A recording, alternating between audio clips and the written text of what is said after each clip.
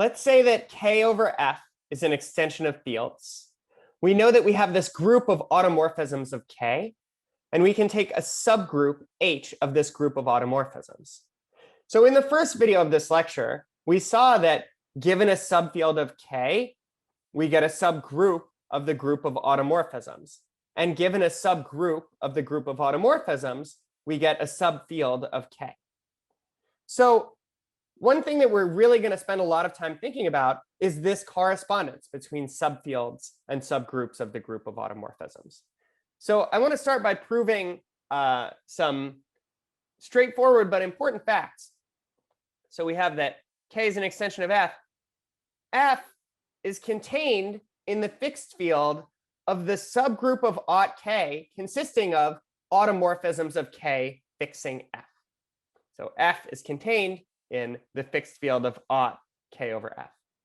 And H, this subgroup, is contained in the group of automorphisms of K fixing the fixed field of H.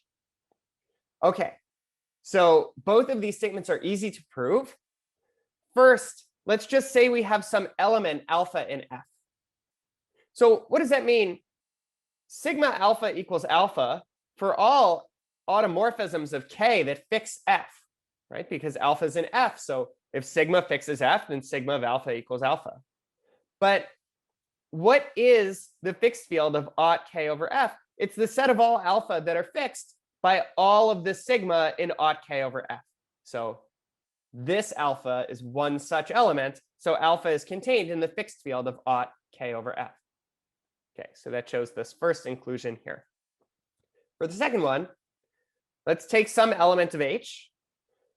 Well, sigma of alpha equals alpha for all alpha in the fixed field of H. Because what does it mean for alpha to be in the fixed field of H? It means that alpha is fixed by all elements of H. So in particular, it's fixed by this one, sigma.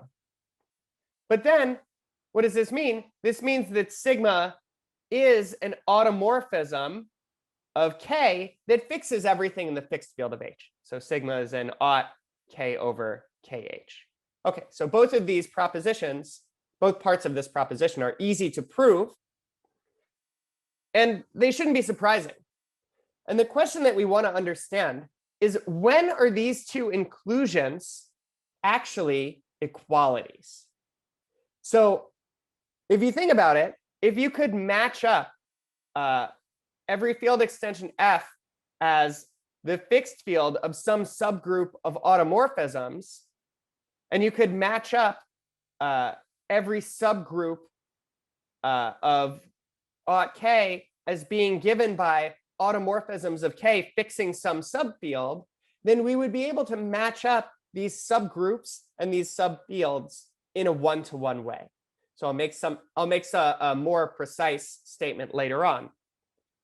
But when are these inclusions actually equalities? This is very closely related to this question. When is there an inclusion reversing bijection between intermediate fields? Let's say we have L, K, F, and the corresponding subgroups of Aut L.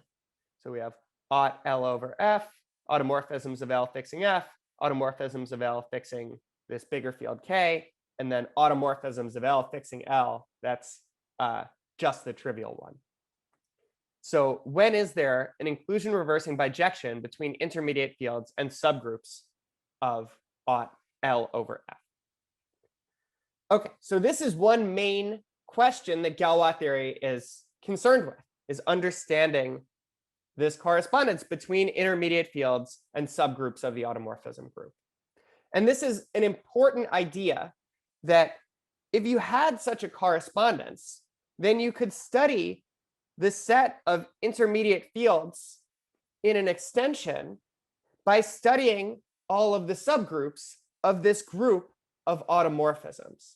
So one way to think about it is we're going to study an extension L over F by studying this group of automorphisms of L fixing F. So maybe it's the case that this group is easier to get your hands on than all of the extensions between two fields, L and F. So let me just answer this question and say, when are these inclusions actually equalities? When is there an inclusion reversing bijection between intermediate fields and subgroups of this automorphism group? The answer is not always. And in this video, what I want to do is go through two examples from Conrad's Galois correspondence notes that emphasize what can happen that would lead these inclusions not to be equalities. And in particular, we'll focus on one thing that can go wrong that would lead these inclusions not to be equalities. So I'll pause and erase, and I'll talk about what that requirement is that's going to fail, and then go through these two examples. We would like to understand when the fixed field of Aut L over K is just K. So that is, when is the set of elements of L fixed by every automorphism of L that fixes K just K? Okay, so what would we need for this to be true? If L is an extension of K, if it's not a trivial extension, then we have some elements of L that are not in K. And if we want the fixed field of Aut L over K to just be K, then every one of those elements of L that's not in K has to not be fixed by at least one element sigma in Aut L over K. So every element of L not in K should be moved, meaning it's not fixed, by some sigma in Aut L over K. And what I want to emphasize is that this does not always hold. There are extensions L over K that are actually non-trivial extensions, like L is not equal to K, but it's just not true that every element of L that's not in K is moved by some sigma in Aut L over K. So for example, how could this fail? One thing that could happen is if Aut L over K was trivial, but the degree of L over K was bigger than 1, that L is like a non-trivial extension of K, but there are no non-identity automorphisms, because then it's just not going to be possible that every element of L not in K could be moved by some sigma in Aut L over K, because the only sigma in Aut L over K is the identity, and that doesn't move anything. Okay, so in this case, what would happen if Aut L over K was trivial, but the degree was bigger than 1? Then what is the fixed field of Aut L over K? Well, it's all of L. That if you have any automorphism of L fixing K, well, there's only one automorphism of L fixing K. So in fact, it fixes all of L. But L is not equal to K because the degree of L over K is bigger than 1. Okay, so this really can happen. And in this video, what I want to do is give two examples where this happens and explain like what the problem is that's causing this to occur. All right, so here's our first example. Let's take the extension q adjoin cube root of 2 over q. So I'm thinking of this as the real number that you cube it and you get 2. This is an extension of degree 3. X cubed minus 2 is an irreducible degree 3 polynomial in q bracket x. This extension has degree 3. The degree is prime, so it's not possible that there's an intermediate field in between these two because of multiplicativity of extension degrees of fields. If you had a k in here, and the degree over q was a, and the degree of the last part was b, you need a times b equals 3, which forces either a or b to be equal to 1. This is something we already saw on midterm 1. Okay, so there are no intermediate extensions. And what we're going to show is that this automorphism group, the group of automorphisms of q adjoin cube root of 2 fixing q, is trivial. So this will be an instance of what we've seen right here. This extension has degree 3, but the automorphisms of L fixing K, that'll be the trivial group.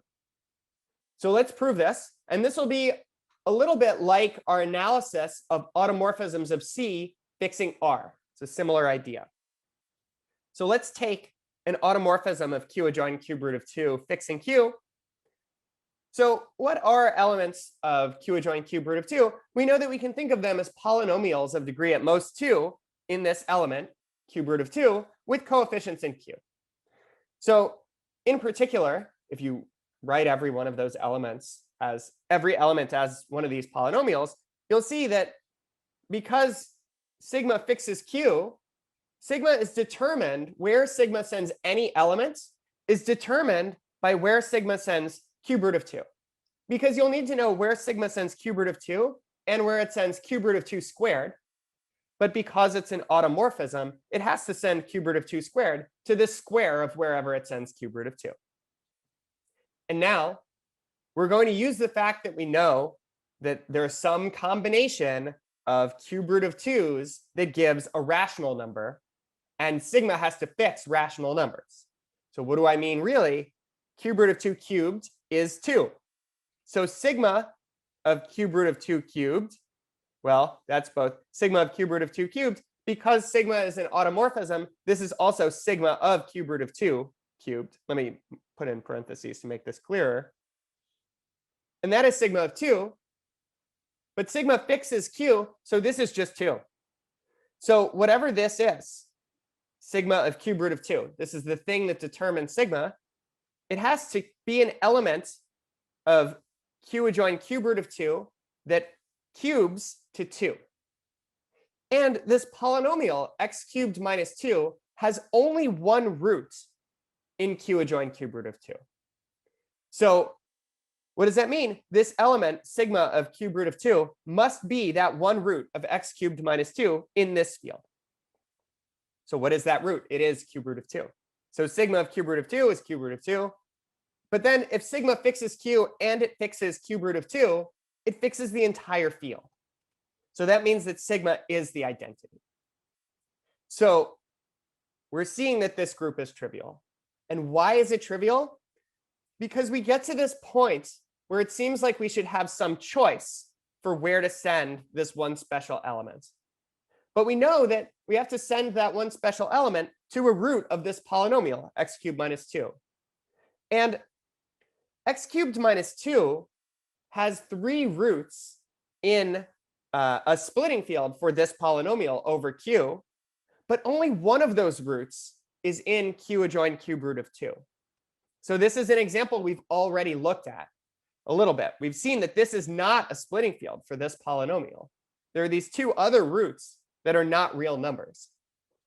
So what's happening here that's making this automorphism group trivial is that this polynomial has 3 roots in a splitting field, but this field isn't big enough. It's missing some of those roots. So this is one way that things can go wrong in this kind of equality. So the way that we're going to handle this is we're going to focus on field extensions that are splitting fields, not just of one polynomial, but maybe of a collection of polynomials. So we're going to focus on normal extensions, which we'll talk about more in the next lecture. So I'm going to pause and erase, and I'll talk about another thing that can go wrong that would lead to a situation where you have a non-trivial extension, L over K, but the automorphism group, aut L over K, the set of automorphisms of L fixing K, is trivial. We'll now give another example of a non-trivial extension, L over K, in which the group of automorphisms of L fixing K is trivial. So let's let n be a positive integer and f be any field. We're going to consider f adjoin u, so the field of rational functions in u with coefficients in f. And let's take the polynomial in f adjoin u bracket x, x to the n minus u. This polynomial is irreducible. Why? Well, it's irreducible in f bracket u bracket x, the polynomial ring with coefficients in f bracket u, because it's Eisenstein at the ideal generated by u, which is a prime ideal. So then applying Gauss's lemma, it's irreducible in f bracket u bracket x as a polynomial with coefficients in f bracket u, it's also irreducible as a polynomial with coefficients in f adjoin u in this field of rational functions. Okay, so we know that there exists some finite extension of this field in which this polynomial has a root. Let's name that root. Let's say that u to the 1 over n is going to denote a root of x to the n minus u in an extension of f adjoin u. So what happens when we adjoin this element to f adjoin u? Well, think about what's happening is we're taking, so we're adjoining this algebraic element, and we can describe our elements of this field in terms of this one new element. And what you'll see, and this is a little exercise to work out, is that you can describe the elements of this field as rational functions now in this variable u to the 1 over n with coefficients in f. And this extension has degree n over f adjoin u because this is a simple extension. It comes from adjoining one element, and the degree of the minimal polynomial of that element is n. Okay, so what's the whole setup here is I want to show that this field f adjoin u to the 1 over n has degree n over f adjoin u. So it's an extension of these fields whose elements are rational functions. Okay, now let's take n to be p, a prime number, and let's take f to be fp, the finite field of size p. Now, this is an example that's been discussed in some form. A particular instance of this example is discussed in Dummett and Foote in section 13.5 in the discussion of inseparable polynomials. If you take x to the p minus u in a splitting field for this polynomial over fp adjoin u, what we get is x minus u to the 1 over p to the p. That in a splitting field, this is the pth power of this linear polynomial. Why? I mean, we're in a field of characteristic p, so you can see what happens when you take a pth power of x minus u to the 1 over p. So what are we seeing? X to the p minus u, this polynomial is not separable. So what we're seeing is an example, like a class of examples, because there's one for each prime here, that fp adjoin u to the 1 over p is a degree p extension of this field of rational functions, fp adjoin u, that is not separable. So it contains an element whose minimal polynomial is not separable. This extension is not separable. I mean, it's clear that this polynomial is not separable. When you take the derivative, you're just getting 0, because the derivative with respect to x, this p comes down, you get 0, and minus u, you get 0. The derivative of that with respect to x, this is this is just a constant in this field. Okay, so I just wanted to emphasize what's really going on here is there's this extension that's not separable. So we have this extension of degree p. What does the automorphism group look like? The automorphisms of fp adjoin u to the 1 over p fixing fp adjoin u. What does that group look like? It is trivial. So let's prove that. And the argument is really similar to the one that we just did for q adjoin cube root of 2 over q. And it's pretty similar also to this first situation we discussed, automorphisms of C fixing R. So the idea is if you have a sigma that's in this automorphism group, then because it fixes all of the elements of fp adjoin u, and you can describe elements of this bigger field in terms of elements of fp adjoin u, and then this one special element u to the 1 over p, sigma is determined by where it sends this one element, u to the 1 over p. And since we can take the pth power of this element and get u, something that's in fp adjoin u, now we can apply sigma to both sides and get something interesting. So sigma of u to the 1 over p to the p, well, that is sigma of u to the 1 over p to the p, because sigma is an automorphism. But this is just sigma of u, which is u, because sigma fixes fp adjoin u. So whatever sigma of u to the 1 over p is, it has to, when you take the pth power of that, you have to get u. So it has to be a root of the polynomial x to the p minus u.